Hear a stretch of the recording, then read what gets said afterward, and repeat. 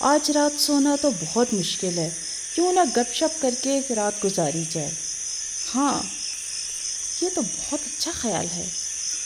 ایسا کرتے ہیں، کوئی واقعہ سناتے ہیں۔ چلو میں تمہیں ایک واقعہ سناتا ہوں۔ ایک مرتبہ میں نے مونگ پھلیاں کھانے کے بعد سارے چھلکے شاپر میں ڈال کر گھر سے باہر رکھ دیے، اور تاکہ دوسروں کو بیوقوف بنا سکوں کہ کوئی سے غلطی سے اٹھا لے گا۔ مگر معلوم ہے کیا ہوا؟ کچھ دیر بعد میرا چھوٹا بھائی چھلکوں کا شاپر لیے گھر میں داخل ہوا اور خوشی سے چلایا، دیکھو مجھے مونگ پھلیوں کا تھیلا ملا، مونگ پھلیوں کا تھیلا ملا۔